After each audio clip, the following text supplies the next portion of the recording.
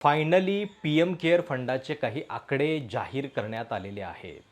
ज्या फंडाबद्दल देशामध्ये तुम्ही आर-टी-आय टाकू शकत नाही, ज्या फंडाबद्दल संसदेमध्ये प्रश्न विचारले जाऊ शकत नाहीत, त्या फंडाचं ऑडिट रिपोर्ट अखेर इतक्या कालावधीनंतर समोर आलेलं आहे आणि आकडे बघा किती धक्कादायक आहेत. 2024-25 या आर्थिक वर्षाअखेरीस या फंडामध्ये 8,452 कोटी रुपये शिल्लक आहेत आणि त्यातले खर्च किती झाले तर 88 लाख. पुन्हा एकदा हे स्टेटमेंट सांगतो, 8,452 कोटी रुपये फंडामध्ये आहेत आणि त्यातले खर्च झालेले आहेत 88 लाख. हो, तुम्हाला विश्वास बसणार नाही. कदाचित काही लोकांना असं वाटलं असेल की किमान 88 कोटी असेल. नाही, 88 लाख रुपये फक्त खर्च झालेले आहेत. ही रक्कम फंडामध्ये असलेल्या एकूण रकमेच्या 0.001% इतकी आहे. 93% याच्यातली रक्कम जी आहे ती अनयुज्ड अशा पद्धतीची रक्कम आहे आणि हे सगळे पैसे एफ डीमध्ये ठेवण्यात आलेले आहे, ज्याच्यामध्ये नुसतं व्याज जे आहे ते 439 कोटी रुपयांचं मिळतं आहे. मुळामध्ये जो फंड तुम्ही लोकांच्यासाठी स्थापन केलेला आहे, ज्या फंडातनं लोकांना मदत निधी मिळणं आवश्यक आहे, त्या फंडाची इतकी मोठी रक्कम फक्त पडून असणं, त्याच्यावरती तुम्ही एफ डी करणं आणि कोरोनानंतर इतक्या मोठ्या संकटांना देशभरामध्ये सगळ्या लोकांना सामोरं जावं लागलं, त्याच्यामध्ये तुम्ही कुठेही ही रक्कम खर्च करत नाही, हीच बाब खूप धक्कादायक आहे. आता सगळ्यात पहिला प्रश्न, हा जो ऑडिट रिपोर्ट आलेला आहे, या ऑडिट रिपोर्टचं ऑडिट हे कॅगनं केलेलं नाही आहे. किती गंभीर गोष्ट आहे बघा, की जर पंतप्रधानांच्या, आपल्या देशाच्या पंतप्रधानांच्या नावानं एखादी गोष्ट स्थापन होतीये, टॅक्सपेअरचा मनी त्याच्यामध्ये वापरला जातोय. आठवतंय, या फंडासाठी देशभरातल्या सरकारी नोकरांना त्यांचा 1 दिवसाचा पगार देण्याचे आदेश देण्यात आलेले होते. त्यांनी तो स्वच्छेने दिलाय असं दाखवलं जात होतं, पण काही ठिकाणी लोक विरोध करत असताना देखील त्यांना हा पैसा द्यावा लागलेला होता. आणि पंतप्रधानांच्या नावानं फंड आहे म्हटल्यानंतर तुम्हाला वेगळं सांगायची गरज नाही आहे की बाकी कुठून कुठून कसा कसा पैसा आला असेल. पण तरी देखील या वर्षामध्ये फक्त 88 लाख रुपये याच्यामध्ये खर्च झालेले आहेत. आता याच्यामध्ये जे बेसिक प्रश्न आहेत ते पहिल्यांदा तुम्हाला मी सांगतो की किती भयानक आहेत. जे ऑडिट रिपोर्ट आलेला आहे त्याच्यामध्ये 324 कोटी रुपये अमाऊंट जी आहे ती रिफंडेड बाय इम्प्लिमेंटिंग एजन्सीज. म्हणजे या फंडाचं नियमन करणाऱ्या ज्या संस्था आहेत, अर्थात हा फंड जो आहे तो PMOमधून चालवला जातो, तो काही दुसऱ्या त्रयस्थ पार्टीकडनं चालवला जात नाही. बघा, इम्प्लिमेंटिंग एजन्सीजला 324 कोटी रुपये परत मिळालेले आहेत आणि अजिबात क्लॅरिटी या रिपोर्टमध्ये कुठेही नाही आहे की हा परत आलेला पैसा म्हणजे नेमका कसा, कुठून, कुणाच्या नावानं आलेला आहे. या फंडाची, पी-एम केअर फंडाची स्थापना मार्च 2020 मध्ये झालेली होती आणि कोविडनंतर आपल्या देशामध्ये अनेक मोठी वादळं आलेली आहेत. केरळ, हिमाचल प्रदेशमध्ये महापुराचं थैमान घातलेलं होतं, पण तरी एकही पैसा या सगळ्यामध्ये खर्च झालेला नाही आहे. तो वापरण्याची थोडीफार तसदीसुद्धा पी-एम केअर फंडानं आजवर कधी घेतलेली नाही आहे आणि या पार्श्वभूमीवरती आता हे आकडे जाहीर करण्यात आलेले आहेत. बरं, ज्या संस्थेनं हे ऑडिट केलेलं आहे तीसुद्धा प्रायव्हेट आहे आणि अजून एक गोष्ट सगळे लोक नमूद करत आहेत की या फंडाचा जो ऑडिटर होता तो सुद्धा पहिले 3 वर्षांसाठी वेगळा होता आणि नंतर 2023 मध्ये नंतर तो अचानक संशयास्पदरित्या बदलला देखील गेलेला आहे.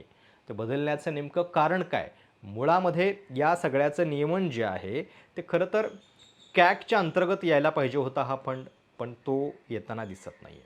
आणि अजून एक धक्कादायक आकडेवारी काय आहे बघा, की जेव्हा कोविड महामारी आपल्या देशामध्ये होती तेव्हा हा फंड स्थापन झाला. काय कारण सांगितलं गेलेलं होतं की ज्या मुलांनी आपल्या आईवडिलांना गमावलेलं आहे त्यांच्यासाठी दर महिना 20,000 रुपये ते शाळेत जाईपर्यंत या फंडातनं दिले जातील आणि ते सज्ञान झाल्यानंतर त्यांच्या नावानं 10 लाख रुपये दिले जातील. आता जर केवळ तुम्ही 24-25 या एका आर्थिक वर्षातला हिशोब लावाल, 88 लाख रुपये खर्च झाले असतील, तर जे कोविडमधले असे एकूण विद्यार्थी आहेत, गव्हर्नमेंटच्या यादीनुसार, गव्हर्नमेंटच्याच पी-एम केअरसाठीच लाभार्थी ठरलेल्या आजवरच्या यादीनुसार 3,383 विद्यार्थी मुलं आहेत. आणि त्यांना जर तुम्ही 88 लाखानं डिवाईड केलं, तर आकडा काय येतो माहिती आहे? 2,596 रुपये प्रति महिना. म्हणजे त्या विद्यार्थ्यांना तुम्ही किमान 20,000 रुपये देणं अपेक्षित होतं.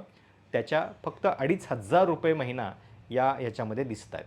आता 88 लाखापैकी फक्त 0.001% रक्कम जी आहे ती याच्यामध्ये खर्च झालेली आहे. 93% रक्कम बाकीची ही फिक्स डिपॉझिटमध्ये ठेवली गेलेली आहे. आणि देश सातत्यानं याच्याबद्दलचे प्रश्न विचारत होता, पी एम केअर फंडाबद्दल आम्हाला माहिती द्या. ती माहितीसुद्धा आर टी आय अंतर्गत मिळत नाही, संसदेमध्ये प्रश्न विचारले जाऊ शकत नाहीत.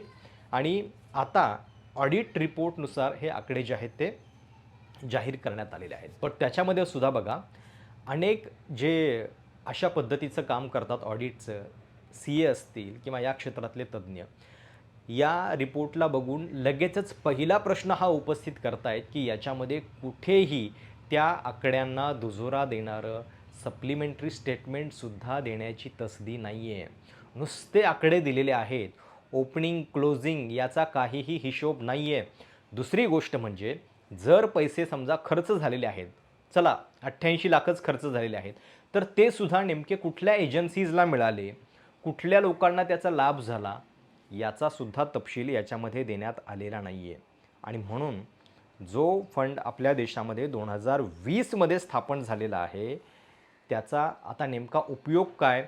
आणि सुरुवातीच्या काळामध्ये म्हणजे सुरुवातीच्या 2 वर्षामध्ये 2021, 21-22 या फंडातनं 3,900 कोटी रुपये पहिल्या वर्षामध्ये आणि नंतर 3,700 कोटी रुपये वाटले गेल्याचा आकडा देण्यात आलेला आहे आधीच.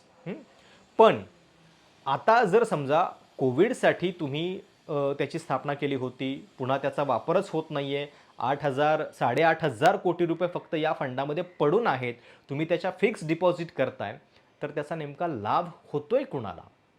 आणि तुम्हाला आठवत असेल, मुंबई महानगरपालिकेच्या निवडणुकीमध्ये बी एम सीनं ज्या फिक्स डिपॉझिट ठेवी केलेल्या होत्या ठाकरेंच्या काळामध्ये, त्याच्यावरनं भाजपनं केवढी टीका केलेली होती की अशा पद्धतीनं लोकांचा पैसा फिक्स डिपॉझिटमध्ये ठेवणं, ठेवी करणं महापालिकेनं स्वतःच्या, म्हणजे या पैशाचा अपव्यय आहे. तो लोकांच्या हितासाठी खर्च झाला पाहिजे, जनहितासाठी. त्या सगळ्या एफ डी मोडण्याचं काम भाजपनं नंतर या काळामध्ये केलेलं आहे बी एम सीमध्ये. ही गोष्ट बी एम सीमधली आहे. इथं पी एम केअर फंडाबद्दल आपण बोलतोय. 8,452 कोटी रुपयांच्या एफ डीज इथं केल्या जात आहेत आणि त्याच्यावरनं व्याज 469 कोटी रुपयांचं जे आहे ते याच्यामध्ये आपल्याला दिसतं आहे. त्यामुळं बघा किती गंभीर प्रश्न आहेत. आता या संदर्भात सातत्यानं आवाज उठवणाऱ्या काही लोकांनी या आकड्यांनंतर प्रतिक्रिया व्यक्त केलेली आहे. अंजली भारद्वाज ज्या सामाजिक कार्यकर्त्या आहेत आणि ज्यांनी वारंवार या सगळ्याबद्दलचे प्रश्न उपस्थित केलेले आहेत, त्या या पी एम केअरच्या आकड्यांवरती काय म्हणत आहेत? Finally the audit statement of P M CARES fund has been made public, utilized only 0.01% of available fund. Why is the PM Care Fund keeping such large sums of money idle?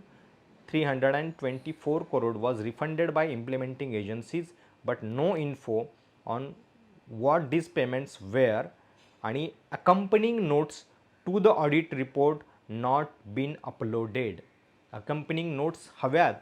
तो पैसा कुठे, कसा, कुणाकडे खर्च झाला, या सगळ्याबद्दल मात्र हा पी एम केअर फंड जो आहे तो अजिबात काहीही बोलत नाही.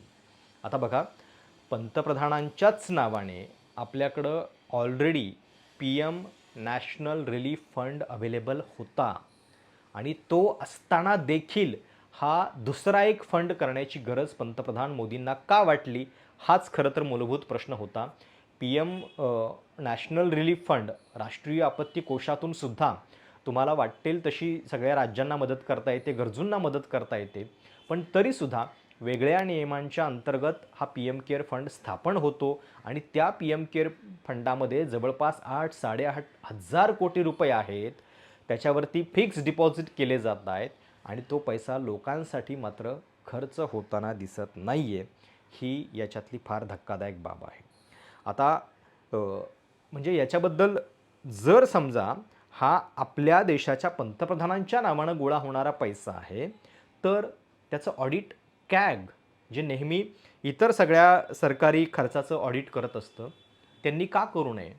हे कोणतरी असे खाजगी याच्यामध्ये का दिसत आहेत लोक, की जे पंतप्रधानांच्या फंडाचं ऑडिट करतायत आणि ते लोकसुद्धा दोन्ही गुजरातचे आहेत. हा काही योगायोग म्हणायचा का? म्हणजे याच्या पाठीमागं नेमकी अजून किती उत्तरं जी आहेत ती द्यावी लागणार आहेत. अजून हे पण म्हटलं जातं आहे, की अनेक चायनीज कंपन्यांनी सुद्धा त्याच्यामध्ये टिकटॉक, ह्युआई, झिओमी यांनी सुद्धा पी एम केअर फंडाला डोनेट केलेलं आहे. जर पंतप्रधान हे चीनला आणि त्यांचे समर्थकसुद्धा चीनी सरकारला, त्यांच्या पक्षांना, त्यांच्या आयडिओलॉजीला आपला शत्रू मानतात, तर त्यांचा पैसा जो आहे तो घ्यायची नेमकी काय गरज आहे? एवढं तर किमान तुम्ही नाकारू शकता, पण ते सुद्धा करण्याचं काम याच्यामध्ये केलं गेलेलं नाही आहे. आणि अजून एक विशेष बघा, की जी रिपोर्टची इमेज आहे, जे कागदपत्र आहे, त्याच्यामध्ये सही जी आहे ती 10 दिवसांपूर्वीची आहे.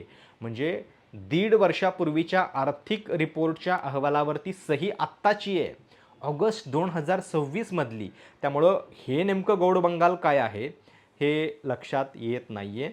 आणि अजून एक महत्त्वाची गोष्ट, की हा म्हणजे फिक्स डिपॉझिट करण्याचा उद्योग पंतप्रधानांनी नेमका कशासाठी करावा? त्यांनी तर त्यांना आलेला पैसा जो आहे तो जनतेसाठी सातत्यानं खर्च केला पाहिजे. पण इथं मात्र ते होताना दिसत नाही आहे. आणि ऑडिटरचं नाव बघा, Messrs KKC and associates limited आहे. The CEO of the firm is Gautam Shah आणि ऑडिटर आहे तेजस पारिख. त्यामुळं याच्या पलीकडं मी अजून काय बोलायचं? या ऑडिट रिपोर्टवरती कुठल्याही CAला पहिल्यांदा जी गोष्ट दिसते, UDIN नंबर तो मेन्शन केला गेलेला नाही आहे. इम्प्लिमेंटिंग एजन्सीजला 324 कोटी रुपये परत मिळालेत, परत आलेत असं दाखवलं गेलेलं आहे. कुठल्या गोष्टीमध्ये असं घडतं? तुम्हीच सांगा उत्तर. आणि ज्या सगळ्या सिग्नेचर्स आहेत त्या सगळ्या सेम आहेत, ऑगस्टमधल्या आहेत. 0.01% फक्त खर्च आहे आणि 10 दिवसांपूर्वी या सगळ्या गोष्टी साईन केल्या गेलेल्या आहेत. पी एम केअर फंडाबद्दलचे हे प्रश्न म्हणून आपण सातत्यानं विचारत राहिलं पाहिजे. पी एम केअर फंडाचा हा मुद्दा असताना पुन्हा एकदा अपील करतो, स्वतंत्र पत्रकारितेसाठी आपण वारंवार मदतीचं आवाहन करतो आहे, पण लोकांपर्यंत अजून कदाचित ते आवाहन पोहोचताना दिसत नाही आहे. पी एम केअर फंडाची ही अवस्था तुम्ही बघताय, त्याच्यापेक्षा तरी जास्त जागरूकतेनंच आपण खरं तर स्वतंत्र पत्रकारितेसाठी जी काही मदत असते त्याचा सदुपयोग करतो आहे.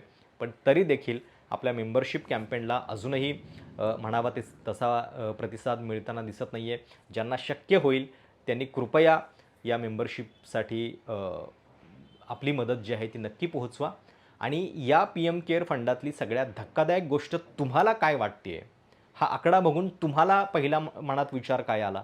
ते देखील कमेंट नक्की करा. तुर्तास इथेच थांबूयात. धन्यवाद.